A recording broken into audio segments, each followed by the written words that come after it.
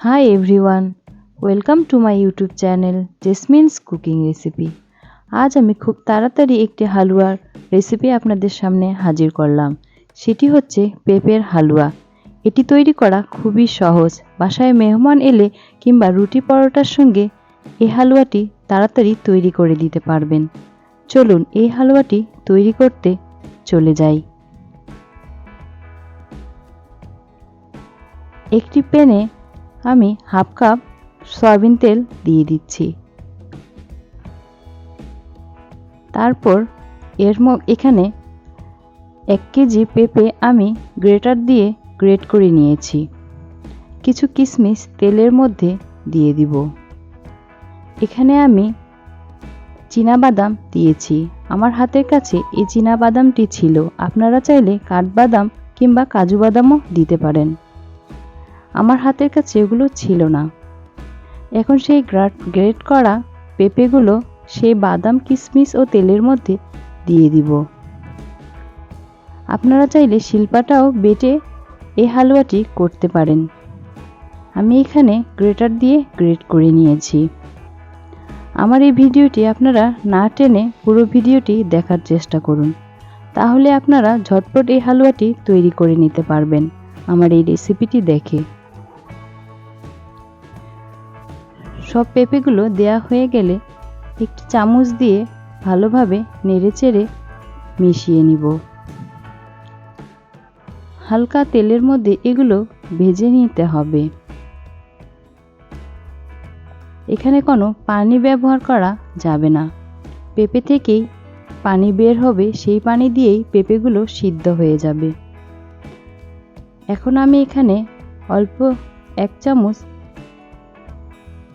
সবুজ fruit colour দিয়ে দিচ্ছি।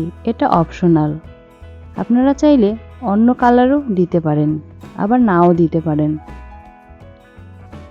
এবার ফ্রুট কালারটি দিয়ে ভালোভাবে নেড়েচেড়ে মিশিয়ে নিব।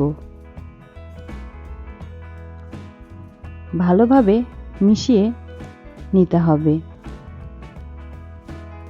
এখানে আবারও বলছি, কোনো পানি দেয়া যাবে না। পেঁপে থেকেই যে পানিটুকু বের হবে সেটা দিয়ে সিদ্ধ হয়ে যাবে। 1 কাপ চিনি দিয়ে দিব।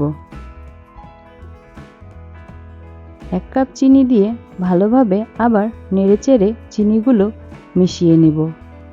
আপনারা এখানে কালারের বদলে জাফরানও দিতে পারেন। জাফরান দিলে এর স্বাদ আরও দ্বিগুণ বেড়ে যাবে।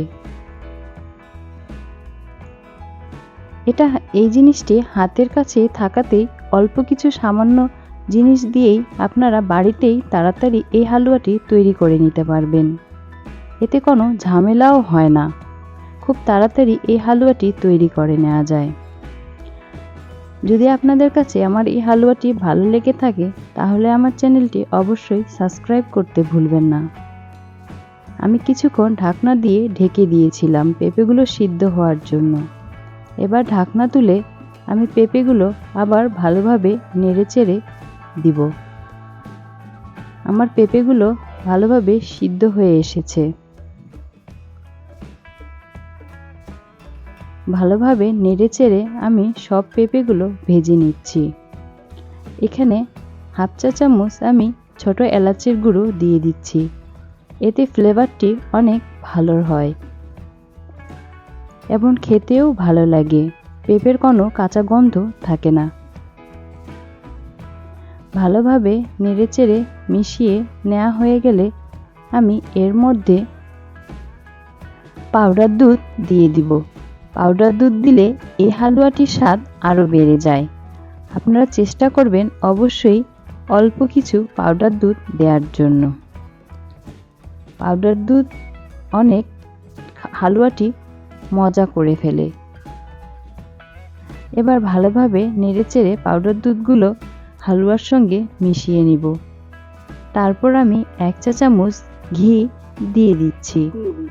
ঘি দিয়ে ভালোভাবে হালুয়াগুলো মিশিয়ে নিব। তারপর আমার হালুয়াটি একদম তৈরি হয়ে যাবে। এই হালুয়াটি আপনারা খুব তাড়াতাড়ি তৈরি করে নিতে পারবেন। আপনারা আমার ভিডিওটি অনেকেই দেখছেন কিন্তু সাবস্ক্রাইব করছেন না।